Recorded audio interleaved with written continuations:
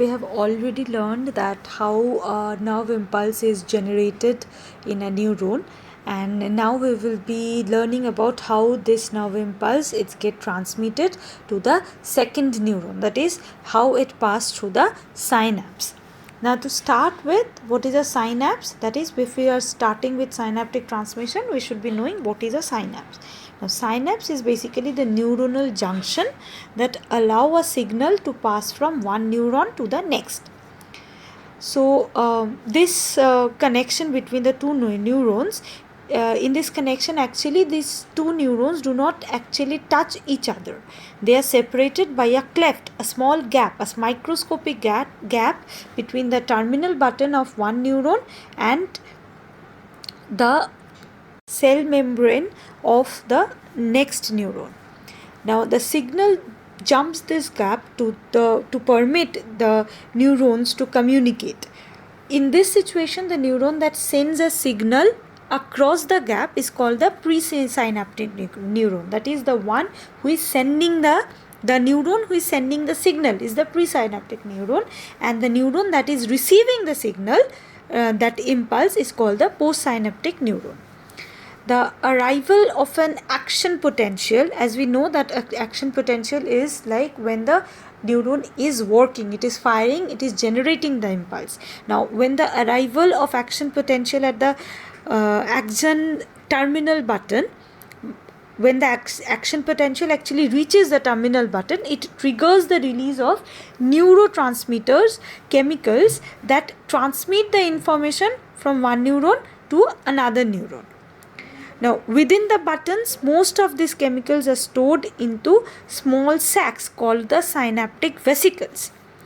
The neurotransmitters are released when a vesicle fuse with the membrane of the presynaptic neuron. After these neurotransmitters are released in the synaptic cleft, they diffuse across the synaptic cleft and bind with the special molecules in the postsynaptic neuron at the various receptor cells. Now that the special molecules that they bind with, they actually are in the receptor sites of the postsynaptic neuron. These sites are specifically tuned to recognize and respond to some neurotransmitters but not to others.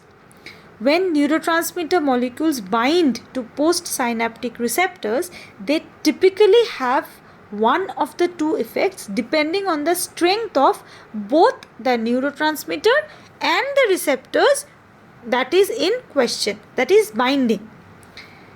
So they may depolarize the receptive membrane, that is the decrease the resting potential from minus 70 MV to minus 67 MV, or they may hyperpolarize, that is they can increase the resting membrane potential from minus 70 MV to minus 72 MV. The postsynaptic depolarizations are called excitatory postsynaptic potentials. Now we can abbreviate it as EPSP. What is that? Excitatory postsynaptic potentials. Now because they increase the likelihood that the neurons will fire, that is, for the excitatory postsynaptic potential, the neurons will fire. Postsynaptic hyperpolarization are called inhibitory postsynaptic potentials because they decrease the likelihood that the neuron will fire. That means if the potential is the polarization, it is increasing the likelihood of firing, then it is excitatory postsynaptic, and if it is decreasing the likelihood of firing of the neuron, it is called the inhibitory postsynaptic potential. Now both these potentials, that is excitatory or inhibitory, these are graded responses. Now what does a graded response means? That these are actually proportional to the intensity of the signals that elicit them. That is, weak signals elicit small postsynaptic potential and strong signals elicit larger ones. So they are graded responses.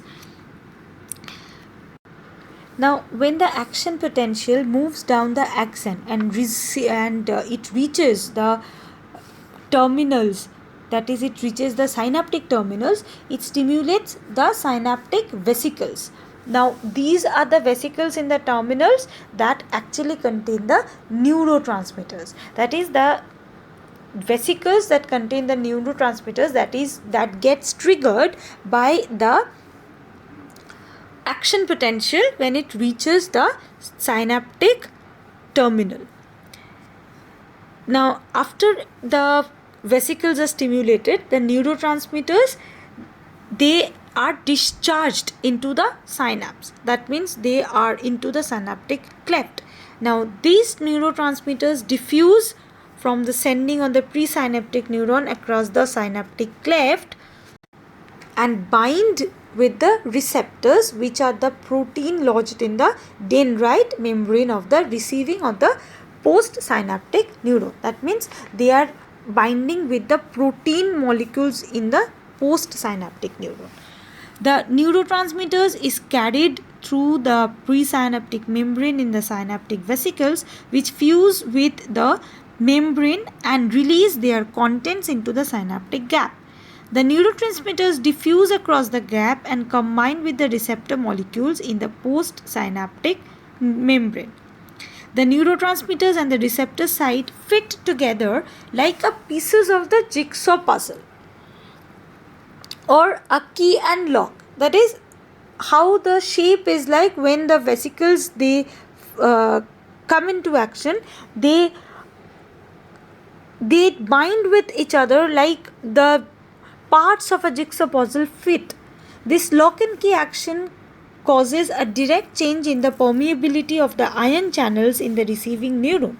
Some neurotransmitters have an excitatory effect that I have already discussed, that allows the positively charged ions, such as the positively charged sodiums, to enter, because we have already said a neural transmission can only occur if the sodium ions are passed. So as the positively charged sodium ions enter, which depolarizes the receiving neuron and makes its inside of the cell more positive than the outside. Other neurotransmitters are inhibitory. What does they do? Those neurotransmitters who act as inhibitory, they make the inside of the receiving neuron more negative than the outside. And in this way, the synaptic transmission is completed. Now this is how the synaptic transmission is completed. I guess it's clear to you. If you have any doubts, you can obviously reach out to me for further clarifications. Thank you, class.